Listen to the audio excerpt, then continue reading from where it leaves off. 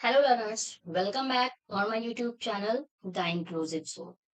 तो आज हम स्टार्ट करेंगे एक नए टॉपिक के साथ, जो कि है आपका कोठारी कमीशन। कोठारी कमीशन आपका 1964 में आया और 1966 में इसने अपनी रिपोर्ट प्रेजेंट की। इस कमीशन को national education commission of India के नाम से भी जाना जाता है।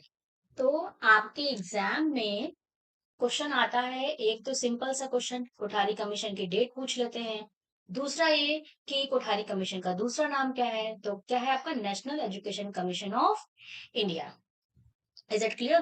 तो डिटेल में जानेंगे कि जो आपका कोठारी कमीशन है, इसने क्या मेन मेन रिकमेंडेशंस दी। तो चलिए स्टार्ट करते हैं और पढ़ते हैं कोठारी कमीशन को।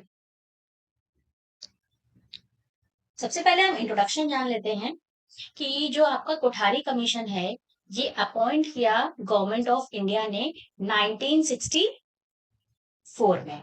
ठीक है, 1964 में इस कमीशन को अपॉइंट किया गया और 1966 में इसने अपनी रिपोर्ट प्रेजेंट की।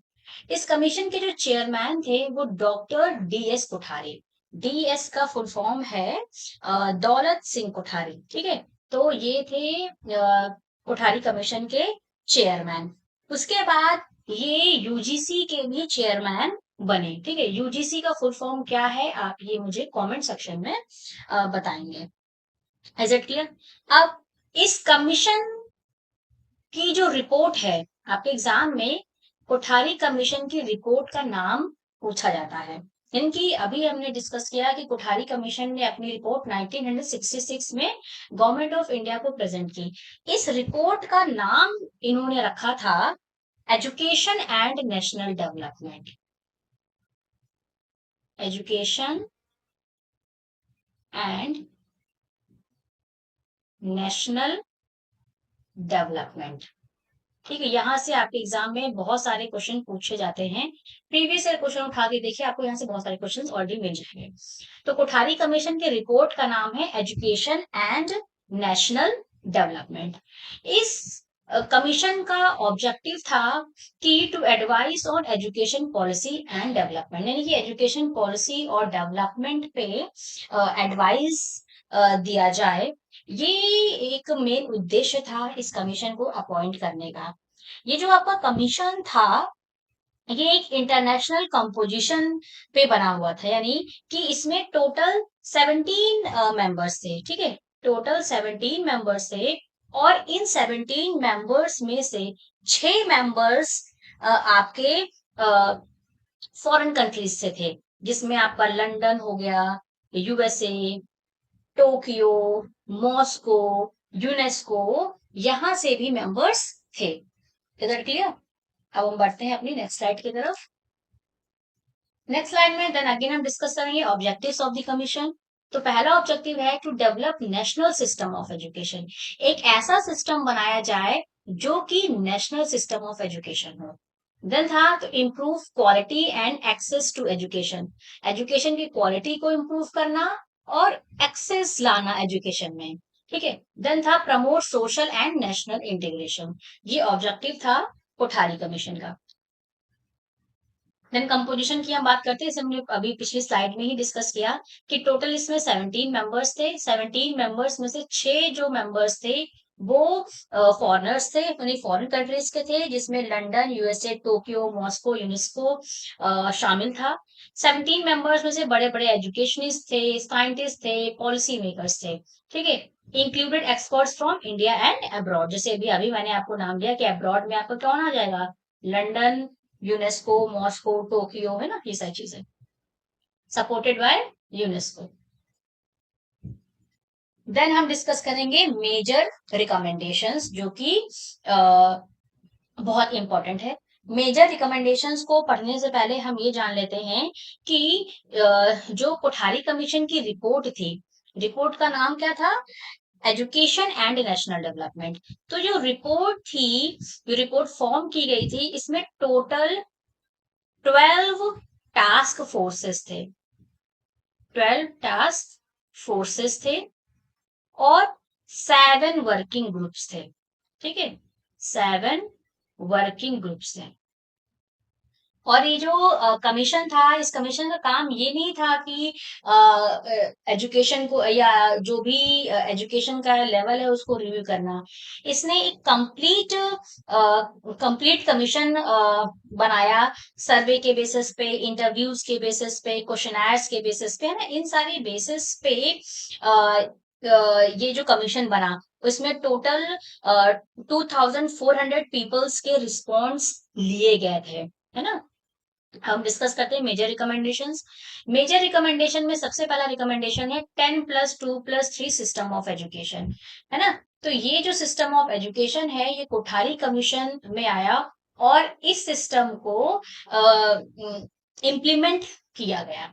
देन था कॉमन स्कूल सिस्टम लेके आया जाए। कॉमन स्कूल सिस्टम का मतलब ये है कि ऐसे स्कूल्स बनाया जाए जहां पे इक्वल अपॉर्चुनिटीज की बात की जाए, ठीक है, इक्वल अपॉर्चुनिटीज की बात की जाए, ऐसे स्कूल्स बनाए जाए। तो कॉमन स्कूल्स हो गए, और दूसरा आपका कॉम्प्लेक्स स्कूल्स, ठीक है, कॉमन स्कूल्स और कॉम्प्लेक्स स्कूल्स की जो बात है, जो रिकमेंडेशन है, जो सजेशन है, वो कोठारी कमीशन ने दी थी।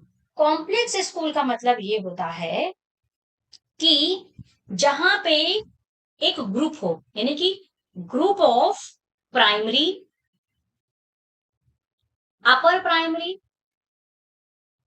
एंड सेकेंडरी स्कूल्स, ठीक है।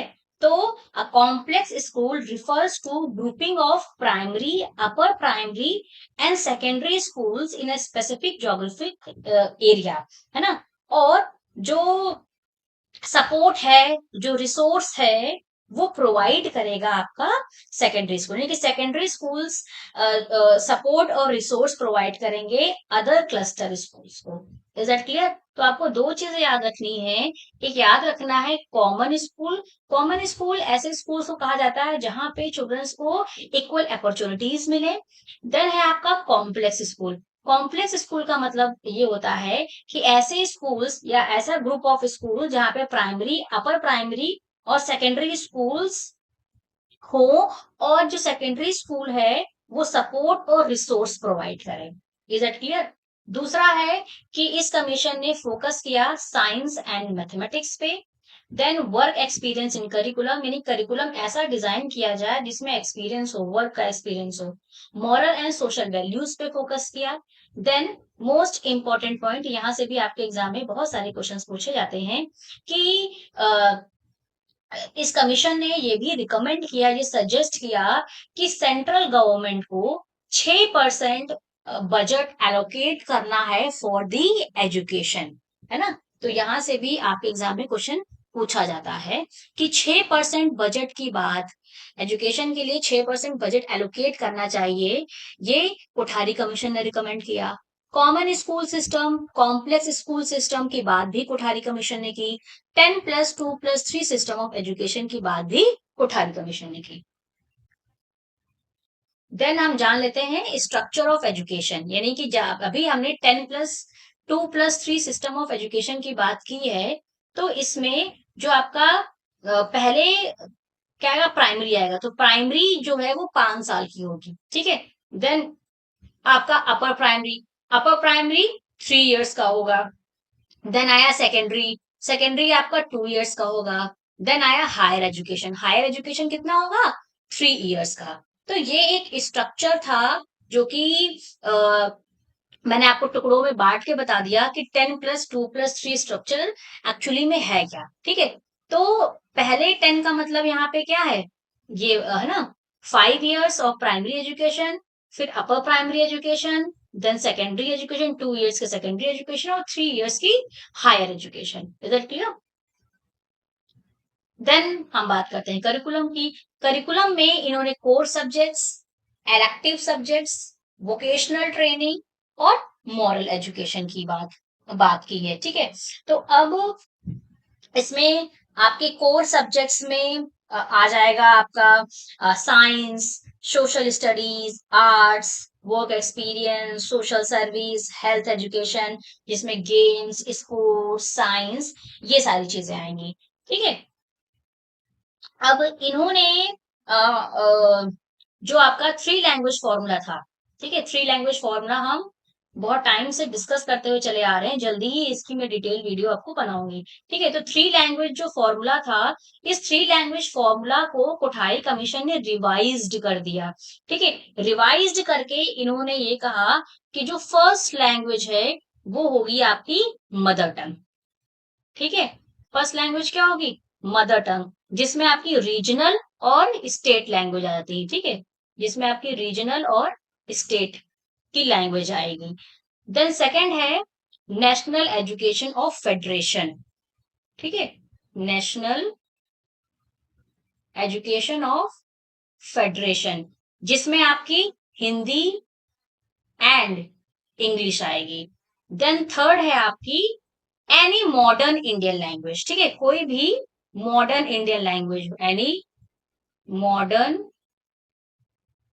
इंडियन लैंग्वेज, है ना, तो जिसमें आपका यूरोपियन लैंग्वेज भी आ सकती है, क्लासिकल लैंग्वेज भी आ सकती है। ठीक है, तो ये आपकी क्या होगी? ये थ्री लैंग्वेज फॉर्मूला था जो कि कोठारी कमीशन ने रिवाइज किया। फिर हम बात करते हैं हायर एजुकेशन रिफॉर्म्स की। हायर एजुकेशन रिफॉर्म्स में इन्होंने ऑटोनॉमस कॉलेजेस की बात की, यूनिवर्सिटीज को एक्सपैंड करने की बात की, और रिसर्च और एजुकेशन की क्वालिटी पे, स्पेशली हायर एजुकेशन की क्वालिटी को फोकस करने की बात की, है ना। इसी के साथ हम कुछ चीजें और जान लेते हैं, जैसे कि जब हम बात करते हैं स्कूल एजुकेशन की, है ना, तो जब हम बात करते हैं स्कूल एजुकेशन की, तो स्कूल एजुकेशन के लिए कोठारी कमीशन ने ये बोला कि एक national board of school education हो। ठीक है, एक national board of school education की बात इन्होंने की। Is that clear? Common school management system, जो कि अभी हमने कॉमन स्कूल की पीछे ही डिस्कस किया है। तो ये सारे जो रिकमेंडेशंस हैं, ये आपके कोठारी कमीशन ने दिए हुए हैं।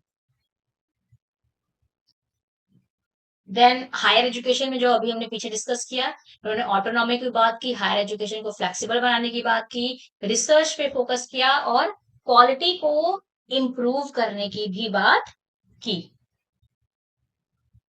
देन ये है कि इम्पैक्ट क्या पड़ा इस कमीशन का। तो इस कमीशन का इम्पैक्ट ये पड़ा कि जो आपकी नेशनल पॉलिसी ऑन एजुकेशन 1986 बनाई गई, है ना।